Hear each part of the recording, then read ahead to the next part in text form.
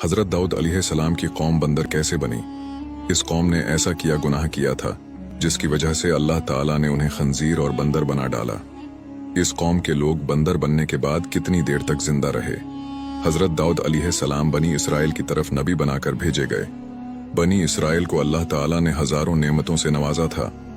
हजरत दाऊद अलैहिस्सलाम की यह कौम समंदर किनारे ऐला नामी बस्ती में आबाद थी।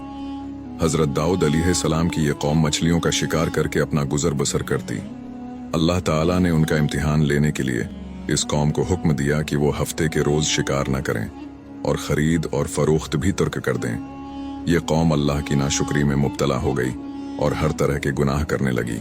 अल्लाह के हुक्म के बाद ये कौम 3 हिस्सों में बट गई। इनमें कुछ लोग ऐसे थे जो शिकार से बाज रहते, वो दूसरों को भी शिकार से मना करते, जबकि दूसरे नंबर वाले न शिकार करते और ना ही किसी को मना करते।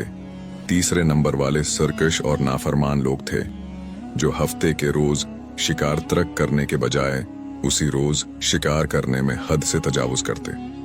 वो हफ्ते के रोज शिकार के नए बहाने तलाश करते और नालियों के जरिए मछलियों का शिकार करके खुद भी खाते और बेचा भी करते और अल्लाह के अजाब को दावत देते। वो अल्लाह के अहकामात को झुटलाते, लेकिन फिर भी कहते कि हम तो शिकार से बाज आ गए हैं, लेकिन हकीकत में ऐसा नहीं था।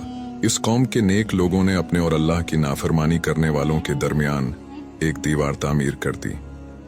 ये नेक लोग इन जालिमों को अल्लाह के अजाब से डराते और कहते कि लोगों अल्लाह से डरो वरना तुम्हारा अंजाम भी कौम आद और कौम समूद जैसा होगा। ये बिगड़े हुए लोग इन नेक लोगों का मजाक उड़ाते और कहते कि हम पर कोई अजाब नहीं आएगा, लेकिन जब वो अल्लाह की नाफरमानी से बाज ना आए और अल्लाह के अजाब को इसी तरह ललकारते रहे तो अल्लाह ने हजरत दाऊद अलैहिस्सलाम को वही के जरिए फरमाया कि ए अल्लाह के नबी, ये कौम अब मानने वाली नहीं है, अल्लाह अब उनको हलाक करके ही रहेगा। फिर एक दिन ऐसा हुआ कि इन खताकार लोगों में से कोई भी अपने घर से बाहर न निकला।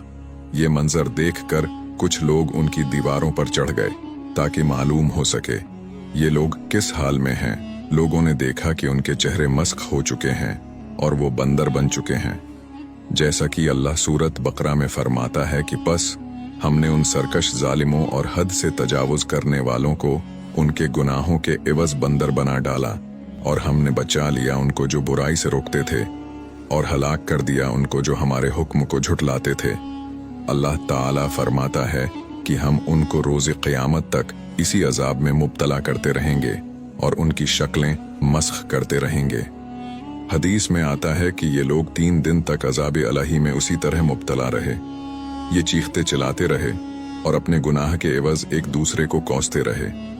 बस 3 दिन बाद वो इसी अजाब में फिन्नार हो गए।